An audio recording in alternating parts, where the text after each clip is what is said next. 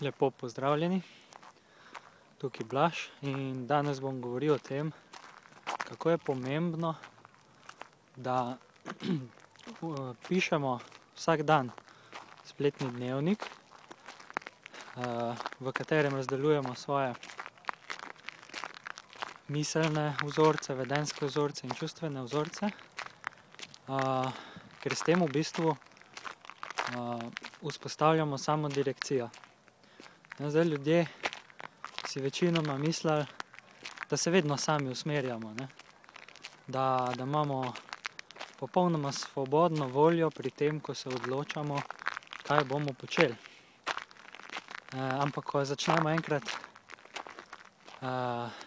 delati nekaj zelo konsistentnega vsak dan, takrat šele ugotovimo, da se ljudje v bistvu pustimo podrejati našim čustvom in našim v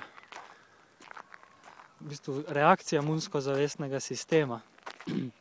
Ker recimo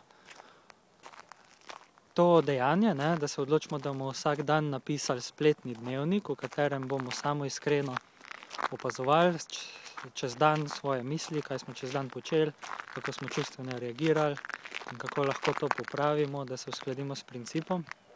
Ko to začnemo dejansko izvajati, takrat šele ugotovimo, recimo, da nam začne ponujati razne izgovore, zakaj nam ne bi bilo treba tega početi, zakaj se nam danes ne da tega početi, zakaj je to neumno, in dobimo razne čustvene odpore do tega, da bi pisali dnevnik.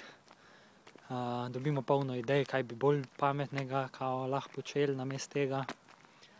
In ko to začnemo izvajati, šele ugotovimo, da pa v bistvu nimamo ljudje take svobodne volje, kot si mislimo, da imamo, ne. In to je točno zato, ker se vedno podrejamo svojim čustvenim reakcijam, svojim navadam, ki smo si jih pač privzgojili skozi odraščanje, in potem temu vsak dan sledimo, namesto da bi dejansko se v vsakem trenutku odločali na podlagi principa, ki je najboljši za vse, kaj bomo počeli.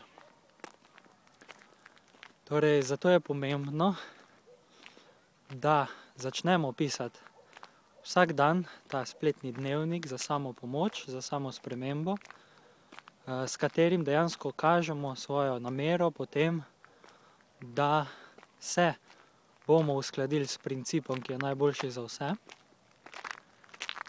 In tako tudi drugim potem pokažemo, da smo do neke mere zaupanja vredni, ne. In zato je tudi pomembno, da člani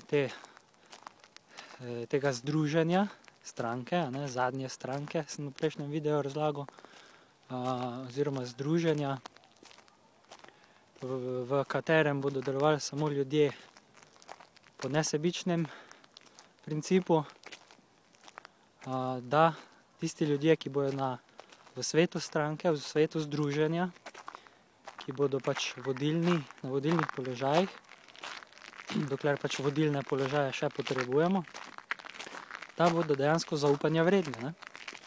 In zaupanja vredni ljudje so pač, ne morejo biti tisti, ki se ravnajo po svojih čustvih, po svojih sebičnih namerah, težnjah in svojih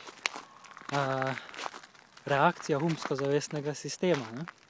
Ker če pogledamo, če niti tega nismo sposobni, da vsak dan napišemo en spletni dnevnik, v katerem smo samoiskreni, v katerem opazujemo samega sebe, kaj počnemo, in v katerem se aktivno usklajujemo s principom, ki je najboljši za vse, ne.